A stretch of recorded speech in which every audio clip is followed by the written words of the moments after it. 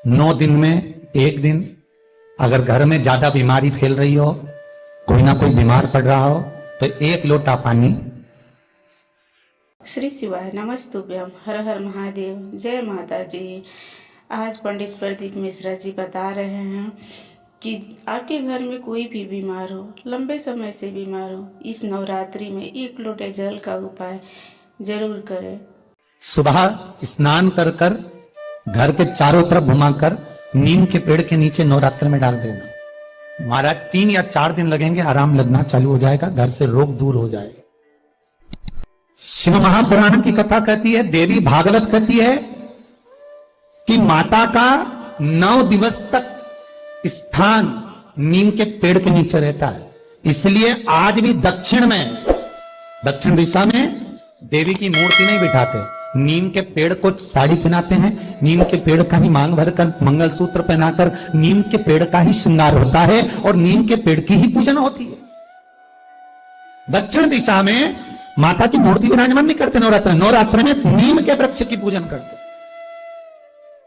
क्योंकि देवी भागवत में स्पष्ट कहा गया, नवरात्रि तक मां जगत जननी जगदम्बा 64 योगिनियों के साथ में नीम में विराजमान हो जाती। घर के अंदर बैठकर आप 27 मनके की माला जप रहे हो, घर के अंदर बैठकर 30 मनके की माला जप रहे हो, घर के अंदर बैठकर 108 मनके की माला जप रहे हो। आप जितने भी मनके की माला घर के अंदर बैठ रहे हो और जप रहे हो, उसका पुण्य आपको प्राप्त होगा, मना नहीं है, मिलेगा। पर रुपये में से 54, रुपये में से कितना मिल रहा है? 54, 25%।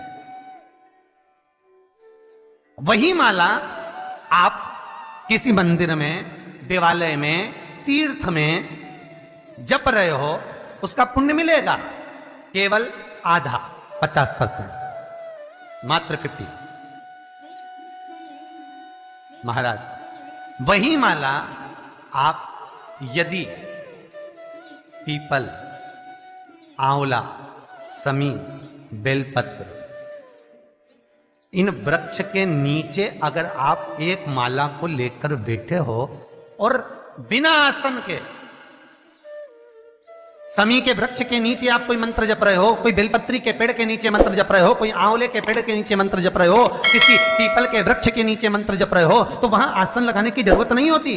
बिना आसन के अगर आपने एक माला का 1 मन का भी अगर जपा है, शिव महापुराण कहती है, विष्णु पुराण कहती है कि 100% पुण्य आपके खाते में उस मंत्र का फल प्रदान कर देता है।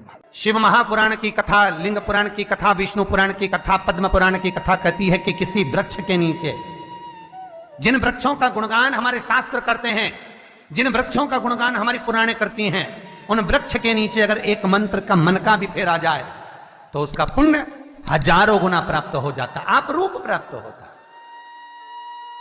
अपने आप। मेरा बहुत निवेदन है महाराज, बहुत प्रयास करा करो, प्रयास करना। अगर हाथ के मनके की माला भी नहीं हो और किसी पीपल के पेड़ के नीचे 15 मिनट बैठने का मौका मिल गया, आंवले के वृक्ष के नीचे 5 मिनट बैठने का मौका मिल गया, किसी आंवले के वृक्ष के नीचे आप 5 मिनट बैठे हो, ओम नमो नारायण का मंत्र का स्मरण कर लो, ओम नमो भगवते वासुदेवाय का जाप कर लो, बस उसका फल 4 गुना, हजारों गुना प्राप्त हो जाता है।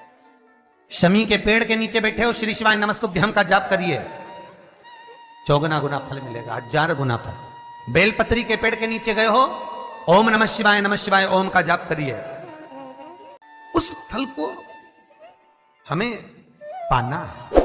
शिव जी का पहला पार्वती के साथ अवतार है काल और काली, महाकाल और महाकाली, पहला अवतार। पर द्वार पर चप्पल पड़ी होने के कारणवश वो लौट कर चली जाती है। बहुत ध्यान दीजिएगा महाराज, थोड़ा सा आपको बुरा लगेगा, लग जाएगा, और शिव पुराण है, जीवन संवार देगी तो अच्छी बात है, जीवन संवार दे तो अच्छी बात। मंदिर के द्वार पर हम जब चप्पल छोड़ते हैं,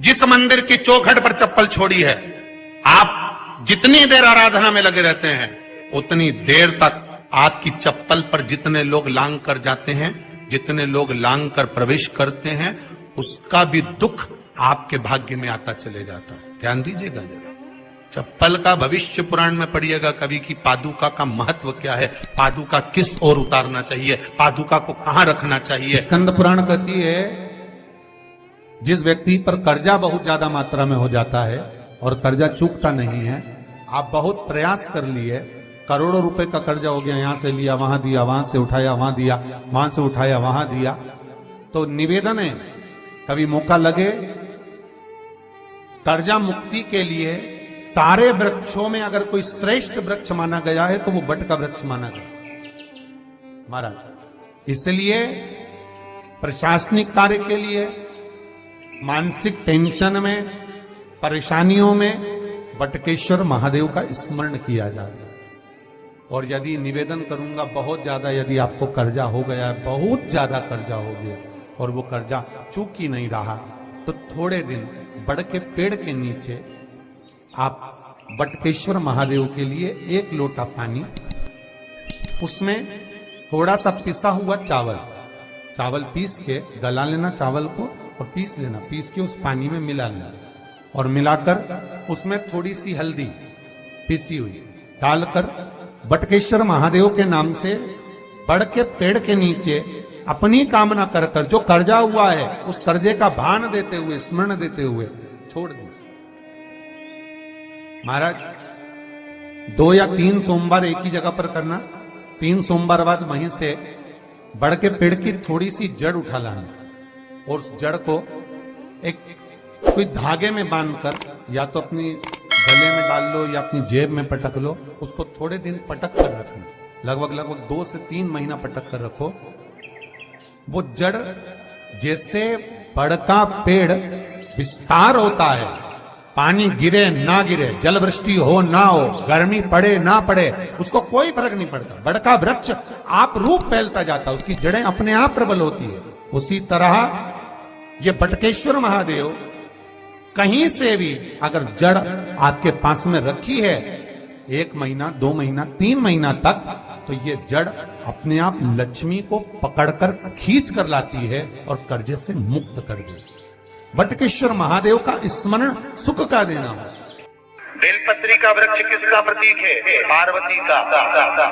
नीम का वृक्ष किसका प्रतीक है? जगदम्बा का। जिस व्यक्ति को ब्लड प्रेशर की बीमारी रहती हो, ऊपर नीचे ब्लड प्रेशर होता रहता हो, तकलीफ भोग रहे हो, बहुत कष्ट में हो, बार बार पसीना आ जाए शरीर पर, कुछ ना करिए, 1 लोटा पानी भरो, 7 पत्ती नीम की डालना, खाई की डालना, नीम, कड़वी नीम, मीठी नीम नहीं, कड़वी नीम, और साथ उसमें बेलपत्र डालना। जिस व्यक्ति का ब्लड प्रेशर हाई हो, लो हो, उसके कमरे में उसको प्लेट से ढक कर रख दीजिए। सुबह स्नान कर वही व्यक्ति जिसका ब्लड प्रेशर ऊंचा नीचा होता है उसको शिव जी को समर्पित करना, शिव को चढ़ाकर उसी का पानी 7 बार उसी स्थान पर ग्रहण कर लेना। व्यक्ति का ब्लड प्रेशर बराबर हो जाता है।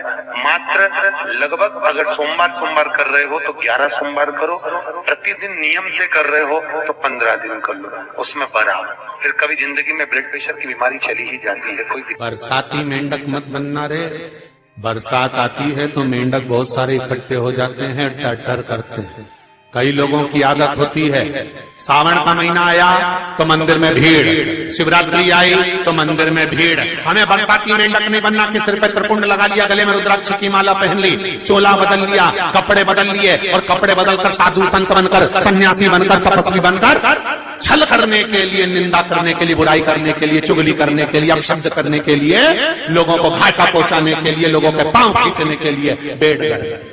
ये नहीं बनना हमको, हमें बरसाती मेंढक नहीं बनना। भगवान की कथा कहती है शिव को पाने के लिए कपड़े बदलने की जरूरत नहीं पड़ती, शंकर को पाने के लिए कलेजा बदला जाता है और शिव सांस लिया जाता है। वीडियो पसंद आया तो वीडियो को लाइक करें और चैनल पर नए हैं तो चैनल को सब्सक्राइब करें और कमेंट में जय माता जी लिखना ना भूलें।